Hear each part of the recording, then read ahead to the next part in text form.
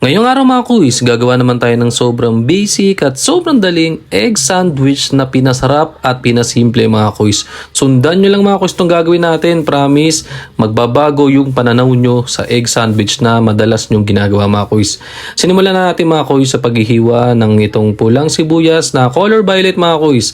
Pwede kayong gumamit mga kuis ng kung anong gusto nyong sibuyas. Pwedeng puti, pula, or kung yung Tagalog mga kuis. Pero para sa akin mga kuis, mas gusto ko yung ganitong pula kasi medyo may konting anghang at tamis mga kuis.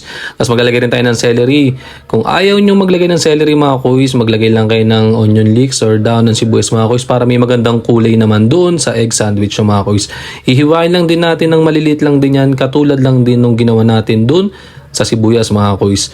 Ito mga kuis kasi medyo may lutong tong celery kaya masarap to mga kuis, magbabalanse dun sa egg sandwich natin. Tapos yan, gumamit lang tayo ng organic na itlog yan mga kuis na large yung size, extra large yata to, talagang malaki-laki to mga kuis.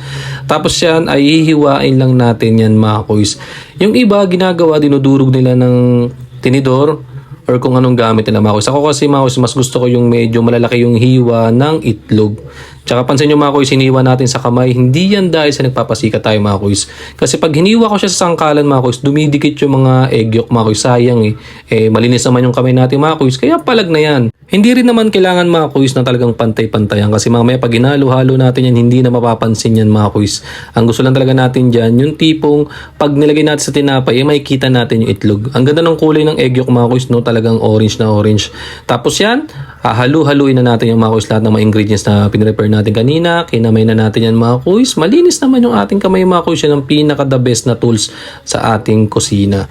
Ilalagay na natin dyan yung celery at sibuyas mga kuis. Yan, saktuan laki lang yung mga paghiwa natin dyan mga kuis. Maglalagay tayo ng konting pamintang durog dyan mga kuis para medyo may konting tapang at asin naman na organic mga kuis.